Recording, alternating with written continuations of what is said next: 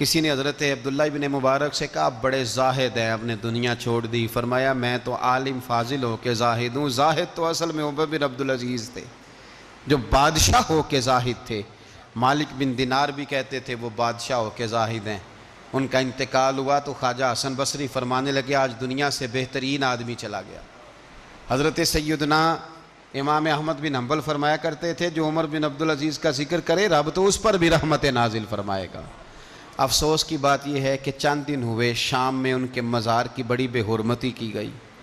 ارے یہ تو وہ شخص ہے کہ جب تک موجود تھا تو حسن موجود تھا، اور آج بھی ان کا ذکر کریں تو اللہ دلوں میں نور پیدا کر دیتا ہے۔ فوری طور پر جائزہ لینا چاہیے کون لوگ ہیں جو ایسی مذموم حرکتیں کرتے ہیں، جو ظلم کرتے ہیں، اور ان نیک اور پارسا لوگوں کے ساتھ اس طرح کا وہ رویہ اختیار کرتے ہیں۔ حضرت عمر بن عبدالعزیز رحمۃ اللہ علیہ تو وہ نیک آدمی تھے کہ ایک شخص صاحب سے گفتگو کر رہا تھا، سرکاری بات چیت ہو رہی تھی تو چراغ بھی سرکاری جل رہا تھا۔ اس نے پوچھا حضور چلے سرکاری بات تو ختم ہوئی، طبیعت کیسی، حال کیا؟ فرمایا ٹھہر جو، ایک چراغ بند کر کے دوسرا جلا لیا۔ اس نے کہا حضور یہ کیا؟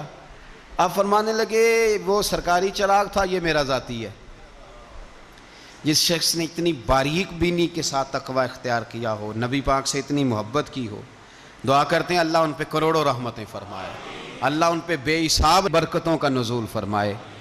دو باتیں حضرت عمر بن عبدالعزیز کی زندگی میں ہمیشہ غالب رہی، ایک تو دنیا ہونے کے باوجود دنیا سے دل نہیں لگا، یہ دو باتیں آپ نے یاد رکھنی۔ دل نہیں لگایا دنیا سے، مال تھا، دولت تھی، پر وہ اس چکر میں نہیں پڑے کہ یہ مہنگا جوڑا میرے گھر کیوں نہیں، یہ اعلیٰ کار کیوں نہیں، اب یہ والا میں نے گھر، ایک اینٹ پر دوسری اینٹ نہیں رکھی ساری زندگی، چونکہ وہ سمجھتے تھے زندگی مختصر ہے تو 40 سال کی زندگی میں ہی کمال کر گئے۔